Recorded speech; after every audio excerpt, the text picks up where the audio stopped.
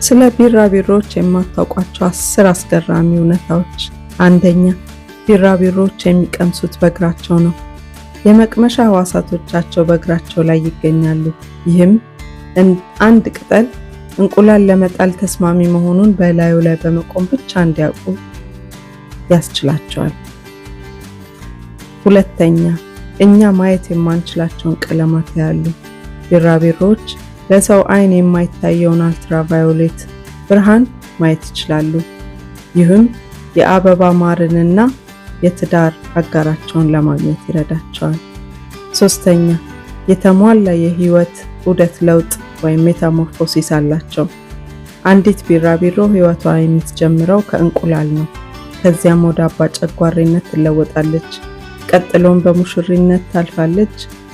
በመጨረሻም ሙሉ ቢራቢሮ ሆና ትለወጣለች። አራተኛ፣ አንዳንድ ቢራቢሮዎች በሺዎች የሚቆጠሩ ኪሎሜትሮችን ይፈልሳሉ። ሞናርክ ቢራቢሮዎች በየዓመቱ ከሰሜን አሜሪካ እስከ መካከለኛው አሜሪካ ሜክሲኮ ድረስ ከ3000 ማይል እስከ 4800 ኪሎ ሜትር በላይ ይፈልሳሉ። አምስተኛ፣ ቢራቢሮዎች እንደ መምጠጫ ቱቦ እንደ ስትሮ ያለ ምላስ አላቸው። ትሮቦሲስ ይባላል።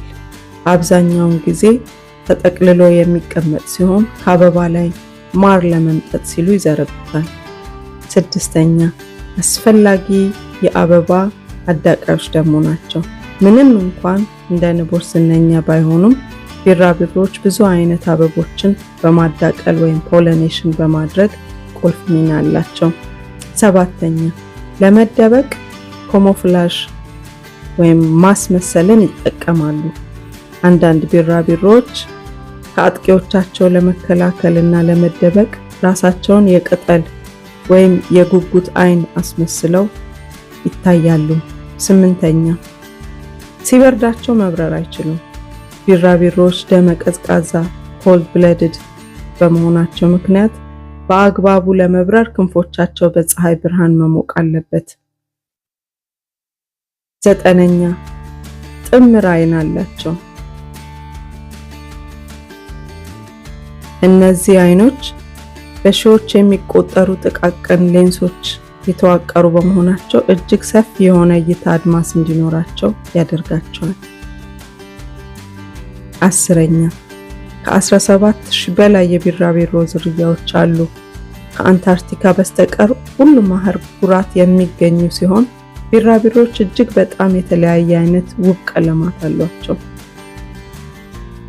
ለዛሬ ያዘጋጀንላችሁ ይህን ይመስላል። ይህን ከወደዳችሁትና ስለ ትናንሽ እንስሳት የበለጠ ማወቅ ከፈለጋችሁ ላይክ፣ ሰብስክራይብ በማድረግ ለጓደኞቻችሁ ደግሞ ሼር በማድረግ እና በማጋራት አብራችሁን ሆኑ። እስከሚቀጥለው ጊዜ ሰላም ሁኑ።